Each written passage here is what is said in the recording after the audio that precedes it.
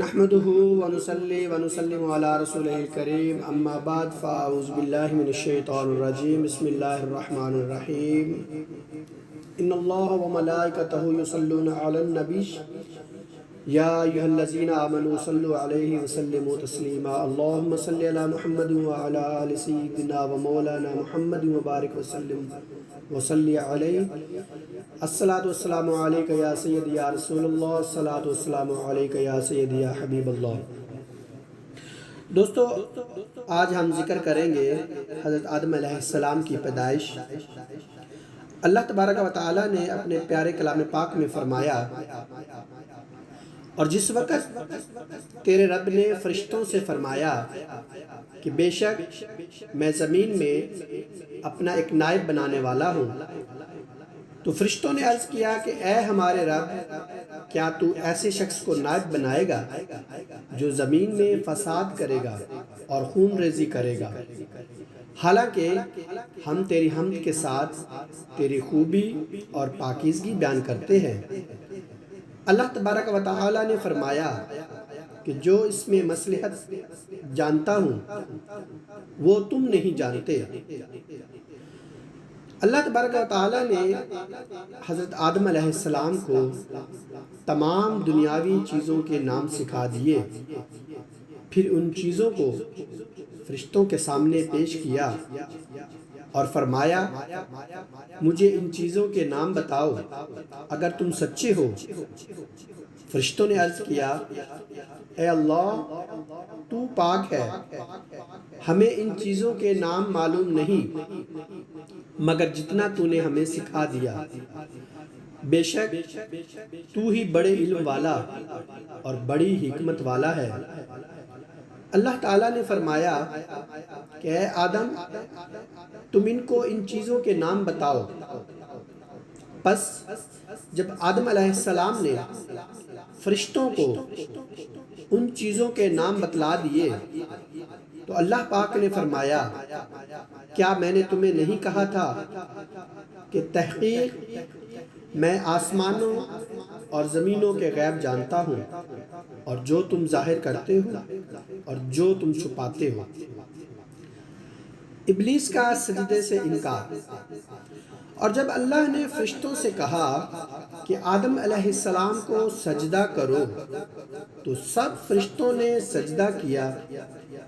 مگر ابلیس نے انکار کیا اور اپنے آپ کو بڑا سمجھا اور وہ کافروں میں سے ہو گیا۔ اور ہم نے حضرت آدم سے کہا کہ تم اور تمہاری بیوی جنت میں ٹھہرو اور جہاں سے چاہو رزق کھاؤ، ہاں البتہ اس درخت کے قریب مت جانا، اگر تم اس کے قریب گئے یعنی اس سے کھا لیا تو ظالموں میں سے ہو جاؤ گے۔ پس شیطان نے ان دونوں کو پھسلا دیا اور اس جنت سے نکلوا کر چھوڑا۔ پھر ہم نے ان کو حکم دیا کہ اس جنت سے اتر جاؤ، تم ایک دوسرے کے دشمن ہو اور تم کو زمین میں ایک مقرر وقت تک رہنا ہے اور فائدہ اٹھانا ہے۔ پس آدم علیہ السلام نے اپنے رب سے چند دعائیہ کلمات سیکھ لیے، اللہ نے ان کی غلطی کو معاف فرما دیا اور اللہ تعالی معاف کرنے والا اور رحم کرنے والا ہے۔ ہم نے کہا کہ تم سب کے سب اس جنت سے اتر جاؤ، پس اگر میری طرف سے تمہارے پاس ہدایت آئے تو اس پر چلنا، اور جو میری ہدایت پر چلیں گے ان پر کوئی ڈر نہ ہوگا اور نہ وہ غمگین ہوں گے، اور جو لوگ میری نافرمانی کریں گے اور میری آیات کو جھٹلائیں گے وہ دوزخ میں ہمیشہ رہیں گے۔ اللہ تبارک و تعالی اپنے قرآن پاک میں ارشاد فرماتے ہیں، اور تحقیق ہم نے تمہیں پیدا کیا پھر تمہاری شکلیں بنائیں، پھر ہم نے فرشتوں سے کہا کہ آدم کو سجدہ کرو تو انہوں نے سجدہ کیا مگر ابلیس سجدہ کرنے والوں میں سے نہ تھا۔ اللہ تبارک و تعالی نے فرمایا، اے ابلیس، تجھے کس چیز نے سجدہ کرنے سے روک رکھا ہے جبکہ میں نے تجھے اس کا حکم دیا ہے؟ ابلیس نے کہا کہ میں اس آدم سے بہتر ہوں، تو نے مجھ کو آگ سے پیدا کیا ہے اور اس کو مٹی سے پیدا کیا ہے۔ اللہ تبارک و تعالی نے فرمایا کہ تو اس سے اتر جا، یہاں انکار کرنے اور بڑائی کرنے کا کوئی حق نہ تھا، پس نکل جا، بے شک تو ذلیلوں میں سے ہے۔ ابلیس نے کہا کہ مجھے مرنے کے بعد اٹھائے جانے کے دن تک مہلت دے دے۔ اللہ تبارک و تعالی نے فرمایا کہ تجھے مہلت دے دی گئی۔ ابلیس نے کہا کہ جب تو نے مجھے گمراہ کر دیا ہے تو میں تیرے سیدھے راستے پر ان لوگوں کی طاق میں بیٹھوں گا، پھر ان کے پاس سے، ان کے آگے سے اور ان کے پیچھے سے اور ان کے دائیں اور بائیں جانب سے آؤں گا، اور تو ان میں سے بہت سوں کو شکر گزار نہیں پائے گا۔ اللہ تبارک و تعالی نے فرمایا، تو ذلیل اور مردود ہو کر یہاں سے نکل جا۔ ان میں سے جو تیری راہ پر چلیں گے تو میں تجھ سے اور ان سے، تم تمام سے جہنم کو بھر دوں گا۔ اور اے آدم، تو اور تیری بیوی جنت میں رہو، جہاں سے چاہو کھاؤ، ہاں البتہ اس درخت کے قریب نہ جانا ورنہ ظالموں میں سے ہو جاؤ گے۔ پس شیطان نے ان دونوں کو وسوسہ ڈالا۔ اس نے کہا کہ تمہارے رب نے اس درخت سے اس لیے منع کیا ہے تاکہ تم فرشتے نہ بن جاؤ اور اس میں ہمیشہ رہنے والے نہ بن جاؤ، اور قسمیں کھانے لگا ان کے سامنے کہ میں یقیناً تمہارا خیال خواہ ہوں۔ آخر اس نے دھوکہ دے کر ان کو پھسلا ہی لیا، تو جو ہی انہوں نے وہ درخت چکھا تو ان کی شرمگاہیں ان کے لیے ظاہر ہو گئی، اور وہ مارے شرم کے جنت کے درختوں کے پتوں کو اپنے اوپر چپکانے لگے، اور ان کے رب نے ان کو آواز دی، کیا میں نے تم کو اس درخت سے روکا نہیں تھا اور کہا نہیں تھا کہ یقیناً شیطان تمہارا کھلا دشمن ہے؟ اب وہ دونوں لگے التجائیں کرنے، اے ہمارے رب، ہم نے اپنے اوپر ظلم کیا، اگر تو ہمیں معاف نہیں کرے گا اور رحم نہیں کرے گا تو ہم خسارہ پانے والوں میں سے ہوں گے۔ اللہ تبارک و تعالی نے فرمایا کہ تم زمین پر اتر جاؤ، تم ایک دوسرے کے دشمن ہو اور تمہیں زمین میں رہنا ہے، ایک وقت تک نفع اٹھانا ہے۔ دوسرے مقام پہ اللہ تبارک و تعالیٰ قرآن پاک میں ارشاد فرماتے ہیں، اور ہم نے انسان آدم کو کھنکھناتے کالے سڑے ہوئے گارے سے پیدا کیا، اور جان یعنی جنوں کے باپ کو ہم نے اسی سے پہلے ہی آگ سے پیدا کیا۔ اور جب تیرے رب نے فرشتوں سے فرمایا کہ بے شک میں آدمی کو کھنکھناتے کالے سڑے ہوئے کیچڑ سے پیدا کرنے والا ہوں، پس جب میں اس کو پورا بنا لوں اور اس میں اپنی پیدا کی ہوئی روح پھونک دوں تو اس کے لیے سجدے میں گر جانا۔ پھر سب فرشتوں نے سجدہ کیا مگر ابلیس نے انکار کیا، وہ سجدہ کرنے والوں کے ساتھ شریک نہ ہوا۔ اللہ تبارک و تعالیٰ نے ابلیس سے کہا کہ اے ابلیس، تو سجدہ کرنے والوں میں شریک کیوں نہ ہوا؟ اس نے کہا کہ میں اس انسان کو سجدہ نہیں کر سکتا جس کو تو نے بجنے والی کالی بدبودار مٹی سے پیدا کیا ہے۔ اور اللہ تبارک و تعالیٰ نے فرمایا تو نکل جا، بے شک قیامت کے دن تک تجھ پہ لعنت ہے۔ اس نے کہا اے میرے رب، اس دن تک مہلت دے دے جب لوگ دوبارہ اٹھائے جائیں گے۔ اللہ تبارک و تعالیٰ نے فرمایا قیامت کے دن تک مہلت دیتے ہیں۔ اس نے کہا اے میرے رب، چونکہ تو نے مجھے گمراہ کر دیا اس لیے میں زمین میں ان کے اعمال بد ان کو خوبصورت کر کے دکھاؤں گا، اور ان سب کو ضرور ضرور گمراہ کروں گا، مگر ان میں سے تیرے مخلص بندے، میرا ان پہ بس نہیں چلے گا۔ اللہ تبارک و تعالی نے فرمایا، یہی مجھ پر سیدھا راستہ ہے، بے شک میرے بندوں پر تیرے لیے کوئی غلبہ نہ ہوگا، مگر وہ گمراہ لوگ جو تیری پیروی کریں گے ان پر تیرے بہکاوے کا اثر ہوگا،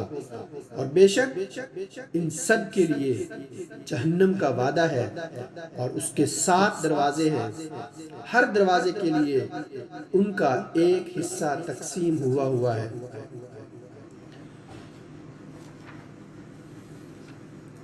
دوسرے مقام میں اللہ تبارک و تعالیٰ فرماتے ہیں، تحقیق ہم نے آدم علیہ السلام سے وعدہ لیا تھا،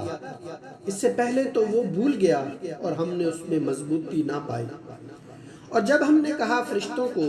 کہ آدم علیہ السلام کو سجدہ کرو تو انہوں نے سجدہ کیا، لیکن ابلیس نے انکار کر دیا۔ ہم نے آدم سے کہا کہ یہ تیرا اور تیری بیوی کا دشمن ہے، ایسا نہ ہو کہ تم کو جنت سے نکال دے، پھر تو کسی آفت میں پھنس جائے۔ اور یہاں جنت میں تو تیرے لیے یہ فائدہ ہے کہ نہ تو بھوکا رہتا ہے، نہ پیاسا رہتا ہے، نہ دھوپ میں چلتا ہے۔ پس شیطان نے ان کو پھسلایا اور ان سے کہا کہ اے آدم، کیا میں تجھے وہ درخت بتاؤں جو ہمیشہ کا ہو اور کبھی ختم نہ ہو؟ ان دونوں نے پھر اسے کھا لیا، بس ان دونوں کی شرمگاہیں ان کے لیے ظاہر ہو گئی اور وہ جنت کے پتے اپنے اوپر چپکانے لگے۔ اور آدم علیہ السلام نے اپنے رب کی نافرمانی کی، پھر رب نے اس کو سرفراز کیا اور اس کی توبہ قبول کی اور ان کو ہدایت دی۔ اللہ تبارک و تعالی نے فرمایا کہ تم سب اس سے اتر جاؤ، تم ایک دوسرے کے دشمن رہو گے، پھر اگر تمہارے پاس میری طرف سے ہدایت آئے، پس جس نے میری ہدایت کی پیروی کی وہ گمراہ نہیں ہوگا اور تکلیف نہیں پائے گا، اور جس نے میرے ذکر سے منہ پھیر لیا تو اس کے لیے تنگ زندگی ہوگی، اور ہم اس کو اٹھائیں گے قیامت کے دن اندھا کر کے۔ وہ کہے گا، اے میرے رب، تو نے مجھے اندھا کر کے کیوں اٹھایا، حالانکہ میں دیکھنے والا تھا۔ اللہ تبارک و تعالی نے فرمایا، اسی طرح تیرے پاس ہماری آیات آئیں اور تو نے اس کو بھلا دیا تھا، اسی طرح آج ہم بھی تجھے بھلا دیں گے۔ دوسرے مقام پہ قرآن پاک میں حضرت آدم علیہ السلام کی پیدائش کا تذکرہ ہوا۔ اللہ تبارک و تعالیٰ نے فرشتوں کو مخاطب کرتے ہوئے خبر دی کہ انی جاعل فی الارض خلیفہ، کہ میں آدم اور اس کی اولاد کو پیدا کرنے والا ہوں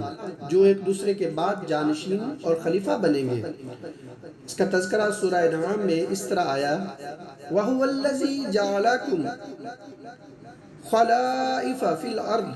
اور اللہ تعالیٰ وہ ذات ہے جس نے تم کو زمین میں خلیفہ بنایا۔ دوسری جگہ ارشاد فرمایا، وَيَجْعَلُكُمْ خُلَفَاءَ الْأَرْضِ، اور وہ تم کو زمین میں خلیفے بناتا ہے۔ حضرت آدم علیہ السلام اور آپ کی اولاد کی پیدائش کا ذکر اللہ تبارک و تعالیٰ نے فرشتوں کے سامنے ان کی عظمت شان کے لیے اظہار کیا، جیسے کسی اہم اور بڑے کام سے متعلق اس کے سر انجام دینے سے پہلے اس کی خبر دی جاتی ہے، جبکہ باقی فرشتوں کا کہنا تھا، أَتَجْعَلُ فِيهَا مَن يُفْسِدُ فِيهَا وَيَسْفِكُ الدِّمَاءَ، تو یہ بطور اعتراض یا حسد اولاد آدم کو حقیر سمجھنے کی وجہ سے نہ تھا، جیسا کہ بعض مفسرین کو اس جگہ وہم پیدا ہوا کہ فرشتوں نے تخلیق آدم پر اعتراض کیا تھا، یا وہ حسد کی بنا پر کہا تھا، یا آدم کی اولاد کو اپنے سے حقیر سمجھا تھا۔ فرشتے تو ان سب باتوں سے پاک ہیں اور بری ہیں، بلکہ صرف آدم کی پیدائش کی حکمت معلوم کرنے کی غرض سے یہ کہا گیا تھا۔ حضرت قتادہ رضی اللہ تعالیٰ عنہ فرماتے ہیں، چونکہ نبی آدم سے پہلے جنات آباد تھے اور انہوں نے زمین میں خون ریزی اور فساد کیا تھا، فرشتوں کو یہ معلوم تھا، اسی لیے انہوں نے خون خرابہ کی بات کی تھی۔ اور حضرت عبداللہ بن عمر فرماتے ہیں، جنات کی قوم حضرت آدم علیہ السلام سے 2000 برس پہلے زمین میں آباد تھے، اور انہوں نے قتل و غارت کا بازار گرم کیا تھا، تو اللہ تبارک و تعالیٰ نے ان کی سرکوبی کے لیے فرشتوں کی ایک جماعت کو بھیجا تھا، تو فرشتوں نے ان کو سمندروں اور جزیروں کی طرف بھگا دیا۔ حضرت ابن عباس رضی اللہ تعالیٰ عنہ بھی یہی فرماتے ہیں۔ حضرت حسن فرماتے ہیں کہ فرشتوں کو اس بات کا الہام ہوا تھا، اور بعض کی رائے یہ ہے کہ انہوں نے لوح محفوظ میں معلوم کر لیا تھا، اور ایک رائے یہ بھی ہے کہ ہاروت و ماروت نے السجل نامی ایک فرشتے سے یہ معلوم کر کے ان کو اطلاع دی، اور یہ قول ابن ابی حاتم نے ابو جعفر باقر سے ذکر کیا، اور یہ بھی کہا گیا کہ فرشتوں نے اس بات کے لیے یہ بات اس لیے کی تھی کہ ان کو معلوم تھا کہ مٹی سے پیدا کردہ عام طور پر اسی کیفیت و حالت میں ہوتا ہے۔ اگر بنی آدم کو پیدا کرنے کا مقصد یہ ہے یہ تیری عبادت کریں گے، تو ہم دن رات مسلسل آپ کی عبادت میں مصروف ہیں، اور ہم میں سے کوئی بھی ایک بھی تیری نافرمانی نہیں کرتا۔ اسی لیے کہا کہ وَنُسَبِّحُ بِحَمْدِكَ وَنُقَدِّسُ لَكَ، تو اللہ تبارک و تعالیٰ نے اس کے جواب میں ارشاد فرمایا قَالَ إِنِّي أَعْلَمُ مَا لَا تَعْلَمُونَ، یعنی ان کے پیدا کرنے کی حکمت و مصلحت مجھے معلوم ہے، تم اس سے بے خبر ہو۔ یہ حکمت تھی، انبیاء رسول صدیقین شہداء اور صالح پیدا ہوں گے۔ اللہ تبارک و تعالیٰ نے آدم علیہ السلام کا شرف و مرتبہ علم کے ذریعے فرشتوں پہ ظاہر کیا، جیسا کہ کلام پاک میں آتا ہے وَعَلَّمَ آدَمَ الْأَسْمَاءَ كُلَّهَا۔ اس سے ظاہر ہوتا ہے اسماء کی تفصیل سے متعلق حضرت ابن عباس کا فرمان ہے الاسماء سے مراد وہی نام ہیں جو لوگوں کے درمیان بول چال میں مشہور و معروف ہیں، جیسے انسان، جانور، زمین، میدان، سمندر وغیرہ۔ وآخر دعوانا الحمدللہ رب العالمین۔ انشاءاللہ نیکسٹ سیگمنٹ میں ہم ذکر کریں گے پیدائش اماں حوا علیہ السلام۔ تب تک آپ لوگوں سے اجازت چاہتا ہوں، دعاؤں کی خصوصی درخواست۔ اللہ آپ سب کا حامی و ناصر ہو۔ خدا حافظ۔